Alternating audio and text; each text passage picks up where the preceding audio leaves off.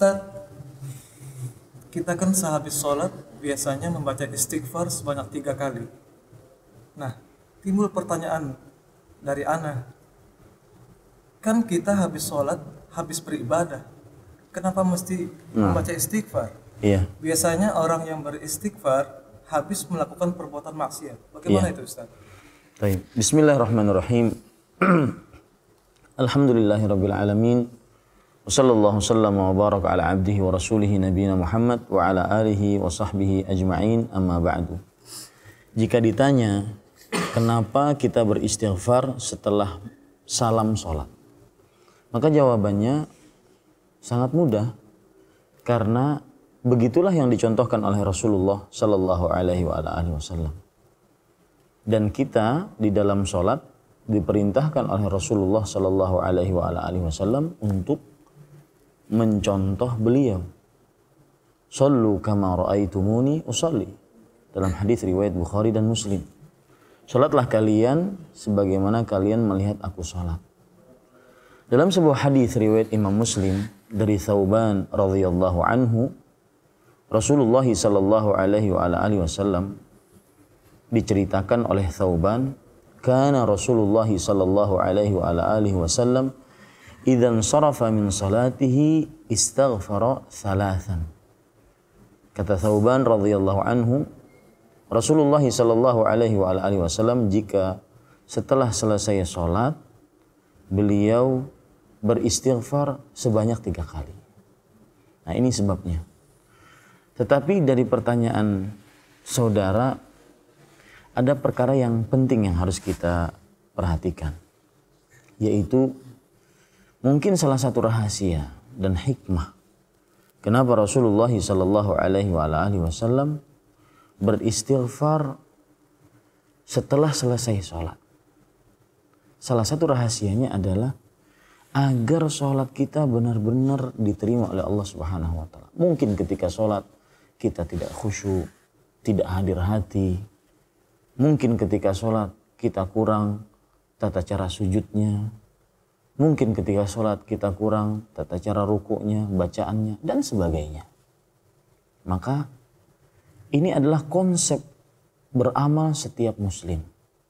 Bukan hanya sekedar mengamalkan ibadah tersebut, tetapi bagaimana ibadah tersebut diterima oleh Allah Subhanahu wa taala. Bagaimana ibadah tersebut benar-benar kita ingin diterima oleh Allah Subhanahu wa taala dan ganjaran pahalanya kita dapatkan. Dan inilah yang diingatkan oleh para salafus saleh. Di antaranya Ali bin Abi Thalib radhiyallahu anhu, menantu Rasulullah sallallahu alaihi wasallam. Beliau berkata, "Kunu liqabulil amal ashadda minkum ihtimaman bil amal." Artinya, jadilah kalian yang memperhatikan amal ibadah itu diterima lebih dibandingkan kalian memperhatikan bagaimana beramal. Jadi bukan hanya sekedar beramal, tapi bagaimana amal ibadah tersebut diterima oleh Allah Subhanahu wa taala. Kemudian beliau mengatakan, Alam tasma'u Allah Azza wa Jalla yaqul. Apakah kalian tidak mendengar Allah Subhanahu wa taala berfirman, Innama yataqabbalullahu minal muttaqin. Sesungguhnya Allah hanya menerima dari orang-orang yang bertakwa. Di dalam surah Al-Maidah Allah Subhanahu wa taala sebutkan hal ini. Begitu juga perkataan Fudalah ibnu Ubaid.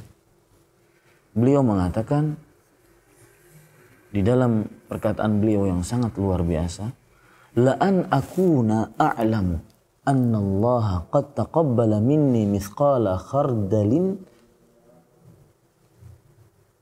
ahabbu ilayya minad dunya wa ma fiha. Sungguh aku mengetahui bahwasanya Allah Subhanahu wa taala menerima dariku walau seberat zarrah atau seberat biji sawi kecil. Aku mengetahui amalku diterima oleh Allah Subhanahu wa taala walau seberat itu, maka itu lebih aku sukai dibandingkan mendapatkan dunia dan seisinya. Kenapa demikian? Karena orang yang diterima amal ibadahnya berarti orang yang bertakwa. Dan orang yang bertakwa tempatnya di dalam surga. Itu rahasianya.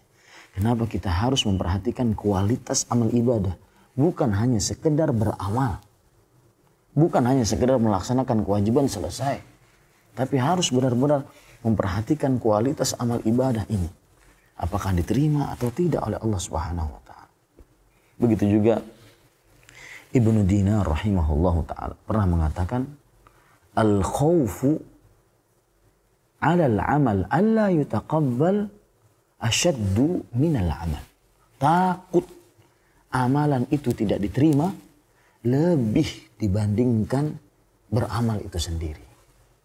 Maka mulai sekarang bukan hanya sekedar sholat, bukan hanya sekedar puasa, bukan hanya sekedar sedekah, bukan hanya sekedar baca Quran, tetapi benar-benar beramal yang ingin diterima oleh Allah. Dengan begitu kita akan senantiasa memperhatikan kualitas amal ibadah kita. Demikian, wallahu a'lam, sallallahu nabiyana Muhammad, walhamdulillahi rabbil alamin.